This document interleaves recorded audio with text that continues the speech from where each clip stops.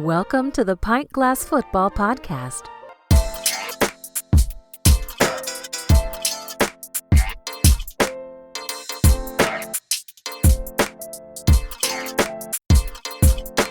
Pint Glass Football. I'm your host, Brad Fowler. What's up, PGF Nation? Ohio State takes home the title. We'll give you our reaction to that game and, of course, our reaction to the NFL Divisional Round. Another great weekend of playoff football, but joining me as always, my co-host, Alex Higdon. Alex, what is going on? Hey, Brad, just on the eve of my birthday, as we're recording this on a Tuesday, my birthday is tomorrow on a Wednesday. I'll be the big 4-9, but looking like I'm 2-9. Hey, I like it, man. Well, happy birthday from myself, and I'm sure from the rest of PGF Nation and all you guys and gals who listen to the podcast, who check out the YouTube videos that we make, that read the newsletter. Look, all of you guys, we really do appreciate you guys, and I'm sure you're all wishing Alex here a big happy birthday. Getting old, Alex. Man, getting old, 4'9". My goodness. Hey, man, listen, I can get out there and box and play with the best of them still. Yeah, I'm going to get you an AARP membership for your birthday. So. Listen, I've never seen so many emails coming. It's pause. It's funny seeing that the mail that's coming in recently and what's on it. It's interesting. No, all jokes aside, happy birthday, man, and excited to do this episode. Man, we've got 3 football games left. I can't even believe it. We're going to put a bow on college football. What a season, Alex. What a year for college football, the first 12-team playoff. I'm just going to say this. This might be one of the best years ever for college football. I really believe the growth of the sport, where it's headed. I know there's a lot of people that kind of have some negative pushback, that aren't fans of the NIL, that aren't fans of all the realignment stuff. But look, I thought it was a fantastic year. I thought it was a fantastic playoff. And I thought it actually turned out to be kind of an exciting ending to that college football playoff game, even though it was definitely a blowout there early on, but ended up having some excitement at the end. Yeah, I think the first thing is to take it a few steps back to what you were speaking to before. The naysayers out there, listen, every time there's something new in any sport or any business, it becomes this whole thing. And then what happens is they corral it and then they get it in order the way that it should be so that it works smooth and goes on the way that it should go on so that everybody benefits. I think one of the things you spoke about, you have this 12-team playoff matchup. All of college football, with the exception of the Big Ten, you all let an independent into the championship game. So, there's a whole Big Five versus everybody else and so on and so forth. Well, the Big Ten held their own with Ohio State, but on the other side, specifically on the SEC side, you guys let an independent in Notre Dame. Notre Dame had an unbelievable year. And I want to just start by giving a hats off to Notre Dame and giving a hats off to that program, Marcus Freeman, and what they did here. But the credit right now obviously deserves to go to Ohio State. 34-23 win over Notre Dame. And like I said a minute ago, this game was really out of hand at one point. And I wouldn't be surprised if a lot of people changed the channel, found something else to watch, and then realized after a couple notifications on their phone, wait a second, this is a ball game, and maybe came back to this game. But quarterback Will Howard, I think one of the big takeaways for me, Alex, was that he absolutely silenced any doubters with his performance, not only in college football playoff, but of course in the big game against one of the best secondaries in college football. He completed 81% of his passes, add on 61 yards rushing. How about that 3rd and long throw to put the game on ice? I mean, that was a big time play by this kid because look, if Notre Dame gets a stop right there, I think it was 3rd and 11, if I'm not mistaken, they have a legit shot to come back and tie this game late. I thought he was awesome in this game. Yeah, I can't say anything bad about Will Howard or anything as such. What I really will talk more to is Notre Dame. And this is something, Brad, that we spoke about that, I particularly was worried about with Notre Dame.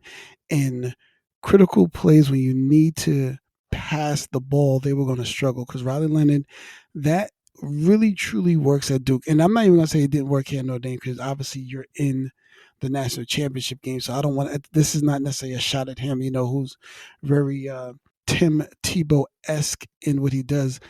And we know what Riley Leonard is, but I have to be critical here because of the magnitude of this game and the magnitude of both of these programs. I mean, hell, you had Lou Holtz in the house. Riley Leonard's inability to throw a simple out was so glaring. And these are just a simple 5-and-out route, a simple bang 8. He cannot hit these passes. And as a person who looks at things with a not necessarily a critical eye, but with a prospect eye on Riley Leonard, it's like I don't know where he truly goes from here. Like I said before, he's really a poor man's Tim Tebow in a sense.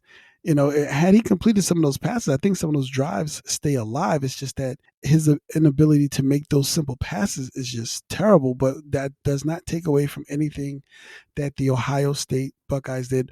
I think really in the trenches, because their offensive line and their defensive line really held up strong, especially their offensive line, because Notre Dame does have a pass rush, but they were non-existent in that first half. Ohio State ran off 21 straight points in that second half. In that second quarter. That really kind of, to Brad's point, where we started to make the changes, and then Marcus Freeman's decision, and I will say the defensive coordinator, on how they decided to defend Jeremiah Smith was kind of baffling to me.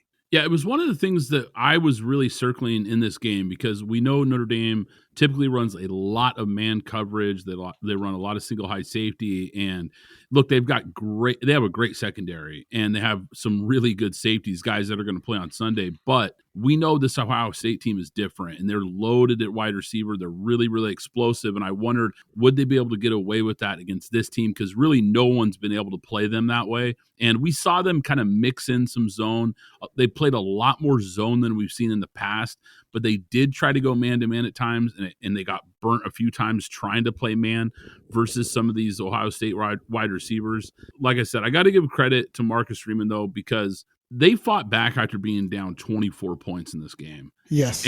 And look, there's a lot of teams that would have rolled over, but this team showed a lot of grit versus a very good team. Look, Ohio State was just too good. You can't get down that big and make the comeback. Obviously, that's going to be a tall mountain to climb, but they almost pulled it off here. Just too talented of a team. I think maybe the most talented Ohio State team I've seen maybe ever. They're certainly in the conversation. This team is that good. But there's an addition that happened this offseason. I don't know if it's being talked about enough, because this might have been the biggest offseason addition in college football this year. That was Chip Kelly coming over to be the offensive coordinator for this Ohio State team, because he really changed the identity of the way they do things. And look, as a head coach, very mixed results. He's had some highs and some lows as a head coach, but as a play caller and as a play designer, this guy is elite. And I went back and looked, he had 9 brand new plays for the Oregon rematch in that college football playoff game that they never ran before that game. Oregon was totally caught off guard by all 9 of those plays. His offensive plays and his philosophies really changed football forever. I mean, this guy was way ahead of the curve on a lot of things he did that now are normal. We see every weekend on Saturdays and Sundays a lot of the things that he brought to the game. And on Monday night, I thought, especially in the first half, it was a masterclass against the nation's number 2 scoring defense. Ohio State's first score, that play where Jeremiah Smith faked the reverse and then rolled back into the flat. No Irish defenders in sight, totally caught off guard. What a play call that was. And after the game, Jeremiah Smith said, quote, "It was something that we put in this week." So hats off to Chip Kelly and the staff, because I was really, really impressed, not just in this game, but throughout the college football playoff, of just how good this offense has been since he took over that job. I don't want to nerd out, but just for a moment, that specific play, because I was going to bring that up. I don't remember the defender's name that was standing there. He was jumping up and down, doing jumping jacks, trying to alert the rest of one of his teammates, hey, this is, he's uncovered, because he had a certain responsibility, and Jeremiah Smith was out there uncovered. At that point, when nobody's making a move to the adjustment that you're calling for, you can't leave, for all intents and purposes, the Randy Moss of college football wide open because somebody wasn't doing their job. You didn't have to take that on. You don't. I thought that was very poor, and I won't even say that's Marcus Freeman. I think I'll call that very poor awareness by that respective player who said, well, he's not my man. I'm going to go cover whoever he had to cover, because that to me was just crazy. You cover Jeremiah Smith at all costs. Yeah, I remember what you're talking about. You're absolutely right. And or just to call a timeout. Yeah, just a really impressive performance from this offense, the defense, of course. I mean, just a all-around team effort here because this team is loaded at every position. That's why they were my preseason pick to win it all. They go on and do it. And look, they won in impressive fashion in this college football playoff because this is a team that won all 4 of their playoff games by double digits. When you look at the teams they beat, Tennessee, Oregon, Texas, and now Notre Dame, I mean, unbelievable. And the expanded playoff to me, Alex, really showed me in year 1 why we needed this format so much. Because in years past, this Ohio State team would have been out after that loss to Michigan. They wouldn't have had a chance to play it for a national title. But they showed in this playoff why they are without a doubt the best team in the country, and it's all because of this expanded playoff. So I think this was a massive success year 1. Yeah, absolutely. And, I think there's talk about perhaps going to 14. Honestly, I believe 12 is enough. I know there were some schools that, if they go to 14, well, Miami probably gets in and so on and so forth. No, that's okay. If they should have won the games, they should have won in order to get in there. They had an opportunity. 12 is enough. We don't need to expand it anymore. The bowl games will still matter outside of the top 12. It'll be okay. But I like the competitiveness that we have at 12 right now. I hope they don't move the needle any further beyond 12. I think it's too much. I'm with you. I think at a certain point you water down the product, and I really hope that's not the case. Now, before we shift gears, I think I've heard some people kind of questioning like, well, this was kind of a Cinderella run for the Fighting Irish. And I'm going to push back on that right here, Alex, because this Fighting Irish team is going to return 8 of their 15 best players. They've got a strong recruiting class coming in. And from what I'm seeing right now, even though there's been some buzz about Marcus Freeman being an NFL candidate, it sounds like he's going to be back with Notre Dame. So this team should be right back in the college football playoff again next year. Really, really believe that this was not a flash in the pan for this program. I think they are on the right trajectory to be a regular in this playoff. Yeah, they look good. Obviously, given that they don't belong to a specific conference, they can only go as high as 5, no matter what. I mean, you're gonna get. I believe you'll get Jaden Greathouse back. I don't think he was redshirted, so I think he's only a sophomore. So you'll get him back. It'll really depend on who that quarterback is going to be. I'm not sure if he's already on. I haven't been checking who's on the roster and who they may have been trying to pick up in the portal. But I think it's really going to come down again, similar to what it did, I guess, with Ohio State. Who is going to be the quarterback will kind of determine where they'll end up next year. Ravens, Bills, this game really lived up to the hype. And look, football, as we know, it's a complex game. But in this one, it's simple. Turnovers simply killed the Ravens in this game. Look, the excuses that I've been hearing from the rest of the sports media right now, I think is crazy. Because I'm hearing things like fire Harbaugh and it's Todd Monken's fault and all this other talk. Look, the coaches didn't throw a horrible interception. The coaches didn't fumble the ball, and the coaches didn't drop passes. The players did. And right now, Lamar Jackson is more than likely about to win his 3rd MVP. Look, he's shown he's an elite player in this league. I don't think there's any doubt about that. And 3 MVPs, that's going to put you on a short list of really all-time great players and all-time great quarterbacks at that. But yet, once again, he goes into a big playoff game with a top-rated defense, a now generational running back, a better overall roster than his opponent, and he plays his worst game of the year. Look, he has earned the expectations that we're putting on him at this point. When Peyton Manning was winning MVPs and the Colts were winning 11 or 12 or more games every year, it seemed like, but then they weren't getting it done in the playoffs, we killed the guy for it. The media killed the guy. The fans were killing him, saying, wait, why is this guy so great? He can't get it done in the playoffs. And he got destroyed for it. But right now, in the media, I'm hearing a whole lot of excuses right now. I don't know why Lamar is getting a pass. Because, look, he's not getting a pass from me. I'm sorry. I'm not giving this guy a pass. I'm not saying it's all his fault. But he played a major role, once again, on why the Ravens are at home this weekend instead of advancing. Now, look, to be fair, he's 28 years old. He has time to change this narrative. But in this moment, right now, he deserves the criticism. Yeah, absolutely. I'm not going to hold any punches. I think Lamar had a great regular season, as did Josh Allen. But we're talking about Lamar. He had a one for the ages. So it was really, to be honest with you, it was really Aaron Rodgers, like the touchdown to interception ratio that he had. So he had a great year. But again, in these critical games, this is where I say this is where you separate. Why I have certain people respectfully, like Patrick Mahomes in a class by himself than everybody else, because it's the mistakes that you don't make. The Bills have had the least amount of turnovers in NFL history, 8. They as a team have turned the ball over less than some of your favorite quarterbacks through interceptions. 8 times. So you knew coming in you were going to have to be perfect. The fumble, I'm sorry, that is on Lamar. I understand you're trying to make a play and you are a fantastic athlete, but ball security trumps everything in these critical games, because there is no next. Well, we'll bounce back next week. No, you're on the cruise ship with us, the Raiders, and everybody else.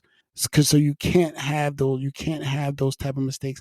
The interception, I looked at it. I checked the all 22. I still don't know unless somebody tells me, did Rashad Bateman run the wrong route, or did Lamar throw the ball into the correct? Was he off? I don't know who's wrong on that play, because I was watching the press conference after this game. okay, good. And Lamar made a comment, and I don't want to quote him directly because I don't have it in front of me, but if I recall correctly, he said something along the lines of, when he was asked about that play specifically, he misread the safety. Got I it. believe is what he said. Now to his credit, he took ownership. I Yeah, mean, which he always does. Which he always right. does. He was a real pro at the podium, absolutely. And I tipped the cap. He took all the bullets. But yeah, I believe on that play, Alex, he said something about misreading the safety there was the explanation he gave. Okay, so perfect. So then we know that was on Lamar. So those two are both on Lamar. Mark Andrews uncharacteristically, fumbled the ball on the great play. I'd rather say a peanut punch by Terrell Bernard, because the defense did make that play. And then he also dropped that 2-point conversion, which he was wide open. I mean, it wasn't like he was hit. He was just wide open and simply just dropped it. I mean, there's a culmination of things, but like I always say, because you're in the quarterback position, you get all the praise when you win, you get all the heat when you lose. So yeah, to your Peyton Manning point, does anybody remember 41-0 against the Jets and Herm Edwards? The Peyton Manning that had Reggie Wayne, Marvin Harrison, and Edgerrin James, they got beat 41-0 by the Jets. And there were a lot of similarities that were called to him, like calling him Dan Marino, all these stats, all these great regular season awards, but when you get into the playoffs, you have a problem. I'm big on keeping the same energy. This is going to be the same thing with Lamar. Now, Josh Allen, he has this on him as well. It's just the difference is he's made it a lot further. And a lot of people don't blame 13 seconds, if you know what I'm talking about. They don't blame 13 seconds on him, but he's been in that AFC Championship game. He's battled back, and this was a team. Remember, the Bills. To now start to talk about the Bills, they weren't supposed to be here. There were a lot of people in the beginning of the season that some of them did take the Bills, but there were a lot of people, myself included, on the Jets and what they could do and probably dethrone the Bills. And along with the fact that they got rid of Stephon Diggs as well.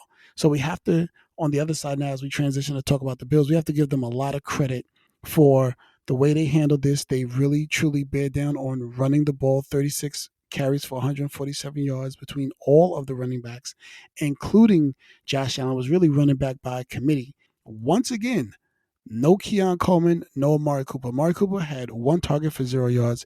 Keon Coleman had 1 target and 1 catch for 5 yards. That was their wide receivers. Once again, this was the Khalil Shakur show. And to top it off, Josh Allen only threw 4 passes more than 10 yards the entire game on 22 attempts. The reason I liked the Ravens so much in this game is because I just thought they had a way better roster. I thought this was going to be a mismatch because, to your point, this Bills defense is not very good. He doesn't have a whole lot of premier playmakers. They have a nice running game, and James Cook is a good running back, but it's not elite. It's not Derrick Henry. I thought this was going to be a mismatch. I really did, and it felt like if the Ravens don't turn the ball over as much as they do, they'd probably run away from the Bills in this game. I mean, those turnovers kept the Bills in this game. And when really those 2 early ones by Lamar were really killer, because even though Lamar and the Ravens kind of bounced back in the second half, you can't get in that hole.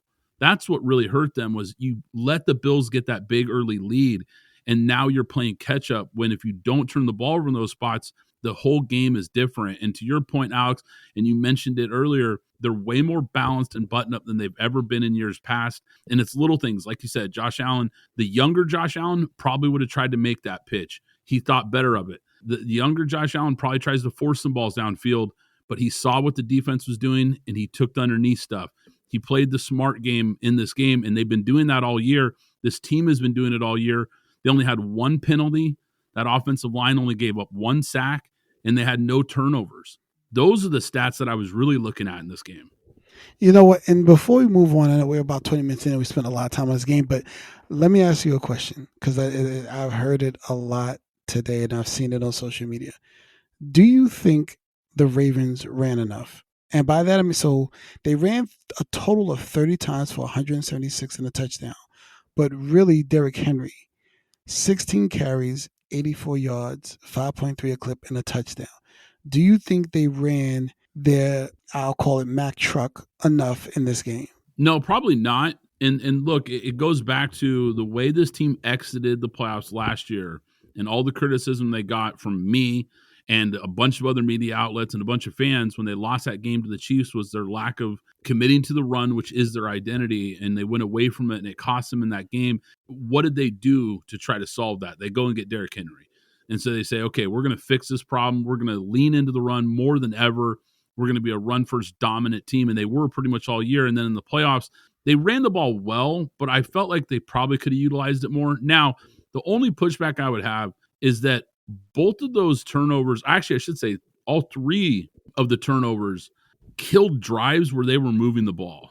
And so because of that, it kind of makes you wonder the interception from Lamar kills a drive, fumble, they were near midfield, they were moving the ball, it kills a drive. And of course, the Andrews fumble, they were in Bill's territory and moving the ball well. Yeah. So, those are drive killers. If those don't happen, Derrick Henry's carries are probably closer to 20 plus, and we're looking at a completely different game. And once again, we're probably looking at a big Ravens win here. Chiefs win, another just low-scoring defensive. Oh, wait, hang on, Alex. Oh, wait, the refs just threw another flag on the Texans. Look, nobody is even talking about the game, the actual game. Everybody is talking about the story once again with Kansas City and the refs. And look, it's not just upset fans on Twitter. This is getting loud, Alex. This is former players. This is current players. This is respected media analysts that are going on podcasts, radio shows, and Twitter, and they are blasting the NFL for this. Look, you can't tell me that those officials didn't let those guys in the Baltimore game play. And when I say play, I mean they let them play the game differently than what we saw in that Kansas City game. It was shocking. I mean, it was a completely different game as far as the way it was officiated. Josh Allen gets hit hard, helmet to helmet in that game, no call. Lamar Jackson gets tackled 3 yards out of bounds, no call. Mahomes gets a slight shove near the sideline, and it's a flag. I mean, Jared Goff on that interception when he threw the pick six, he took a shot to the chin. Yeah. I mean, literally takes the helmet straight to the chin. There's no flag. I don't know what is going on here, but look, even Coach DeMeco Ryans said after the game, you know what it is. You know what it's going to be when you play the Chiefs. We knew what he meant. I mean, he could only say so much without getting fines from the NFL, so he was kind of biting his tongue here, but I think we all know what's going on here. I mean, those terrible roughing the passer calls in this game multiple times, these are game-changing penalties that you can't have, especially in these big spotlight games. And Alex, I think the competition committee this offseason, I think they need to get together and put together a proposal where they can use replay assist on these types of calls, the calls that aren't challengeable. Because this is embarrassing for the NFL. And this is going on 2+ years where it's becoming a disturbing narrative that the Chiefs get all the calls. And look, this game poured gas on that fire. Yeah. It's not even DeMeco Ryans. It was really Troy Aikman, who's usually very buttoned up and kind of straight-laced, where he just was like, I'm sorry. When it looked like you see some basketball plays where a guy will when he's about to go for a shot, he'll stop because the other guy behind him is running full speed, and he'll then just flail his hands because he got hit and it becomes a foul. That's exactly what it looked like, Patrick Mahomes, and I was happy that Troikman called it out. I will give them grace on one of those calls when it looked like the two Texas players, they actually ran and hit each other, but in real time in a bang-bang play, I thought Patrick Mahomes was knocked out.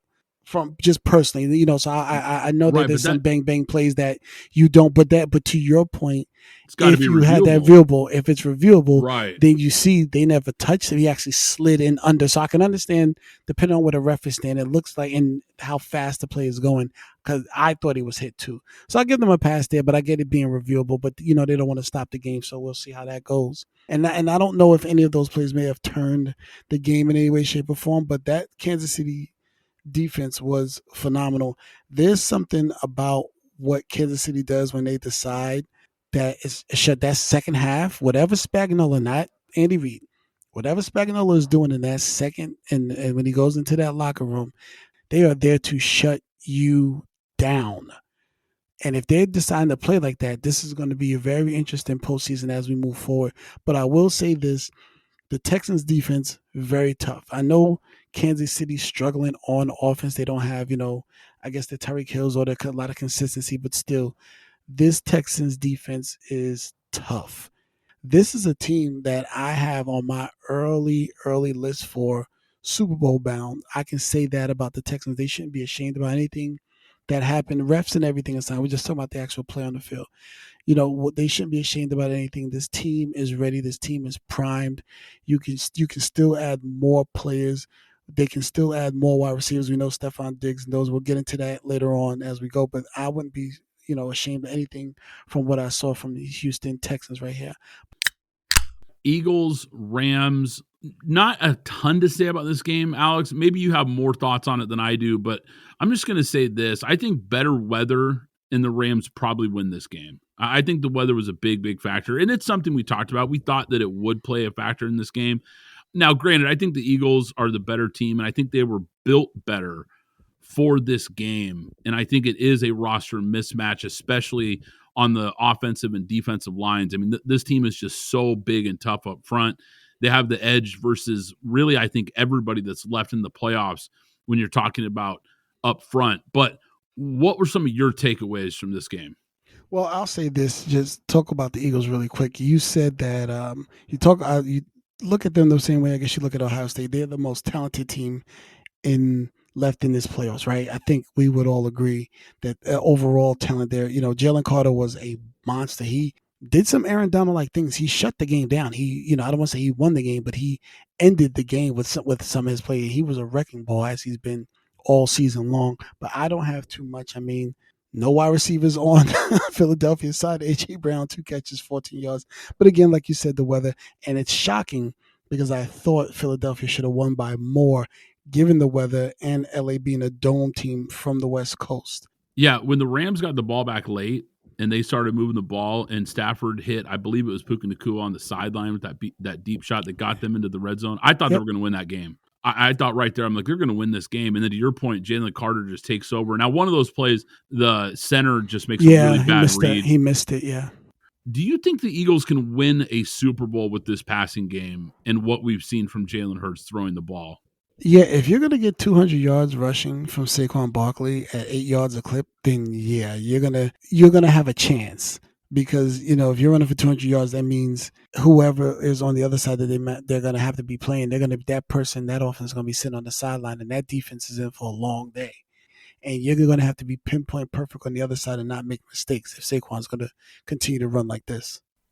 Did you know that Pint Glass Football is more than just this podcast?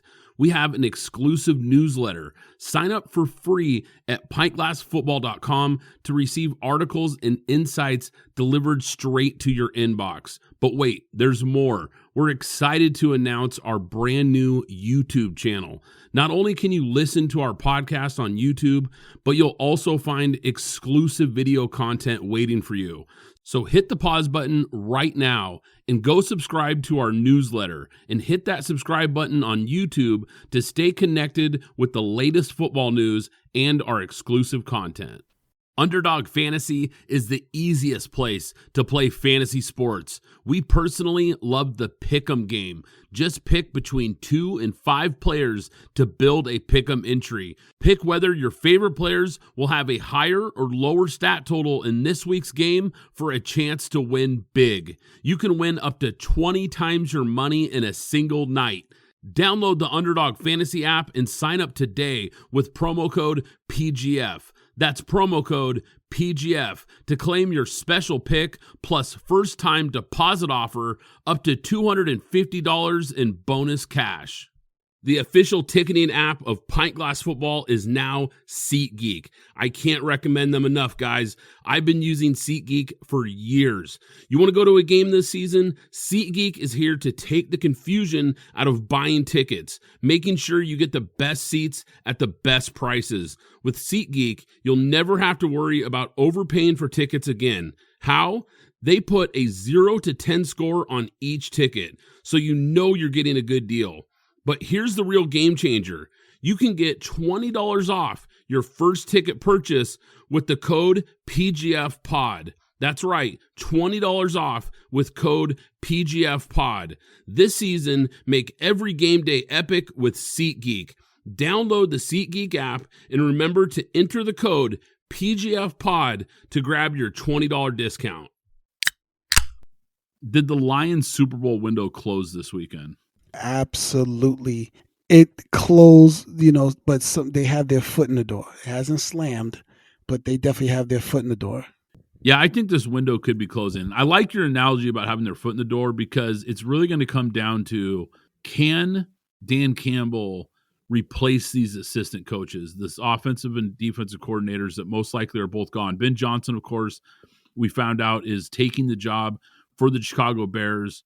I think it's a great hire. We both thought Mike McCarthy would be the guy going and getting a more established coach, a guy with a proven track record of a head coach. But I think they went for the upside play. Definitely a lot more risk taking a guy like Ben Johnson.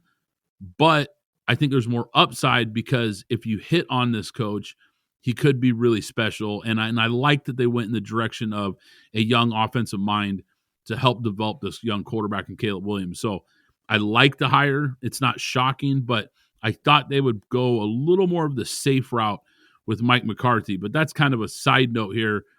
I think when we're looking at this Lions team, the fact that Ben Johnson is now gone, Aaron Glenn, I'm hearing lots of reports that he could be the Jets' next head coach.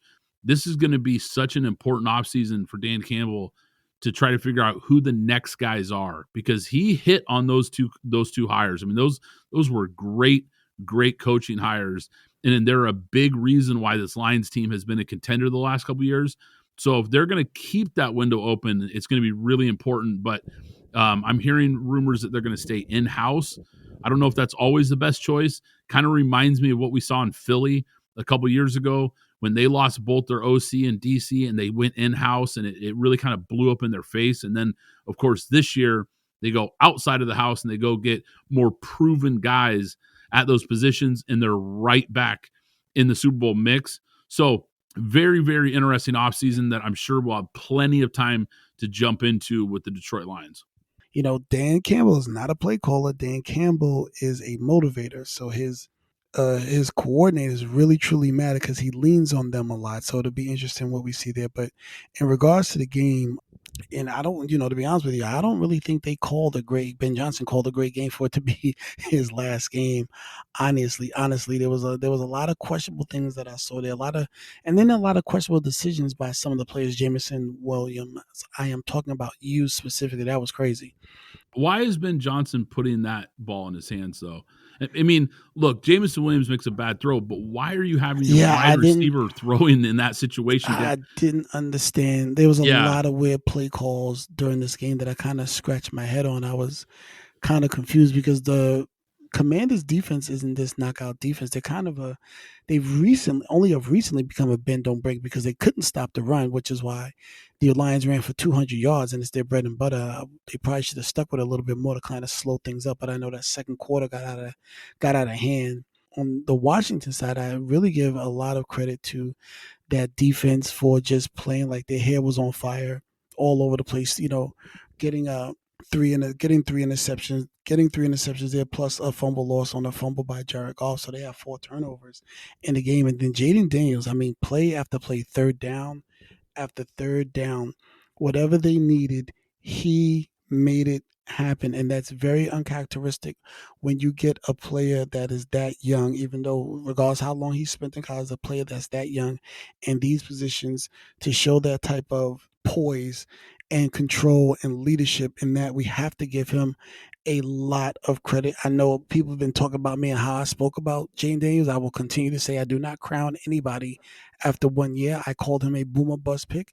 What is he doing right now? I guess for most people, he'd be booming. So we'll see how his career continues. But for right now, he's playing, I don't want to say he's playing out of his mind, but he's playing like a 10-year vet right now that's leading his team and has them in the first year in the championship game. You know, Josh Harris bought this team. I don't know if you saw, Brad, what I put in our group chat. I said Josh Harris bought the 76ers in 2011. They haven't even gotten to a championship game, and they have some pretty big time players on their team throughout those 14 years. And here he comes into the Commanders, which a lot of people would deem a mess. And in 1 year, just 1 year, one draft, and they are in the NFC Championship game, 60 minutes away from the Super Bowl. Yeah, I guess that's why you should buy an NFL team and not an NBA team to begin with. We'll just start and leave it there. But it really is, though, on a bigger picture, it really is just the difference of the two models, though, and just the difference of the two sports. And I think it's one of the reasons that the NFL is king is because you can turn it around, and you can turn it around quickly. And that's why so many fan bases go into every April and they go into every offseason with hope.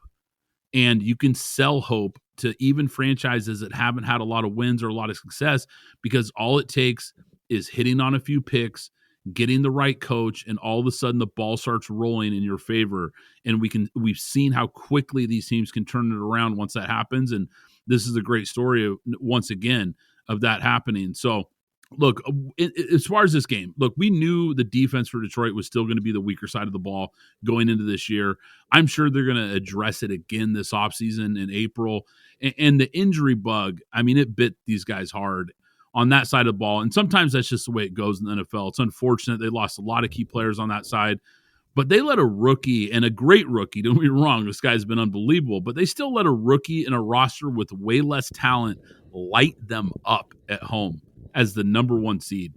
And it was alarming how bad they were on that side of the ball. Now, turnovers, of course, big story this whole weekend. And Jared Goff was awful. This is a guy that really was playing at an MVP level during the stretch. There was a point in midseason, Alex, where we were talking about, is Jared Goff a real MVP candidate? Yeah. I mean, he was playing that good. And to see him kind of come unglued, look, he deserves criticism just like all these other quarterbacks. You know, Herbert had to take bullets, and just a minute ago, Lamar had to take some bullets. Jordan Love took bullets. Look, all these guys, they're not going to escape the heat here, because these playoff games and these big moments, these are legacy games. And for a guy who's been really good, he really didn't show up in a big spot for his team. Now, I'm with you. I don't think Ben Johnson called a very good game. I think he tried to get cute way too much in this game. And also, to your point, I think they just needed to stick to their identity and run the ball, because, like you said, that's where Washington was weakest this year versus the run. Stick to that run game because it's elite. I didn't like the game plan at all for the Lions. And as far as Jayden Daniels, look, this guy has been incredible down the stretch. I mean, early on, you're right, Alex, we talked about it. Boom or bust prospect, because we thought he's either going to be really good or it's really not going to work. And look, he's been really good. So, I mean, we thought, but even with that being said, right, early in the year, we thought, okay, athletic quarterback with some upside. And you had to like what you were seeing. But he's taken things to another level. And the maturity of this kid and the poise, I mean, that's the kind of stuff that doesn't really always show up on the scouting report.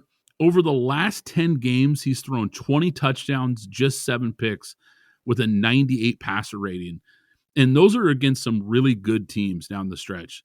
His ability to just take over in big moments in different ways, whether it's with his arm or his legs, I mean, it makes him one of the most dynamic quarterbacks coming out of college that we've seen in a really long time, and quite frankly, maybe ever. This is the great thing about the NFL, Brad, that we talk about. The Washington had the 2nd overall pick. They had basically essentially gone from worst to first, in the NFC because they're sitting here. For them to be in the position that they are, when you get to what happened with Dan Snyder and just the organization, not the team, the organization and what came out of that, which eventually had a downstream effect to what happened in Vegas, and where that whole franchise was, to enter Josh Harris, to enter Magic Johnson, which was, I'm not sure if you saw, but I did see Magic Johnson dapping up all 53 or 90 players, however many people were there, coaches, water boys, dapping up every single person as they came into that locker room. To see where this team is now, I know a lot of people, I'll shout out my guy John included, as well as Breezy, where they feel they were destitute. 2 years ago, they were destitute, into where they are now. You've got to be able to sit back and say, wow, what a difference a year makes. If you enjoy the podcast, do us a favor and subscribe, rate, and review on Apple Podcasts, Spotify, and YouTube. Once again, I'm Brad Fowler. He's Alex Higdon. This is Pint Glass Football, and we'll catch you next time. Thanks for listening to the Pint Glass Football Podcast. Be sure to subscribe and follow us on Twitter at PGF Podcast.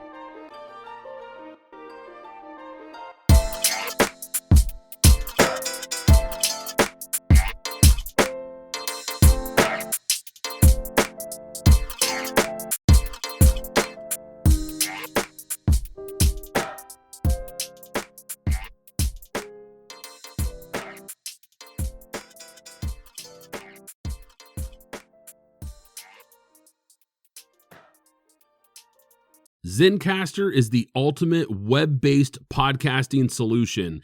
It provides high-quality audio and video podcast production and hosting.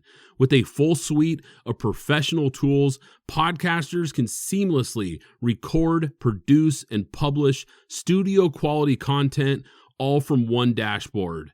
Zencastr's post-production process takes the headache out of audio production. Set the right podcast loudness and levels while reducing background noise with a click of a button. Coordinating all your guests to record in person is painful and tedious. Easily invite up to 11 participants per recording with one click.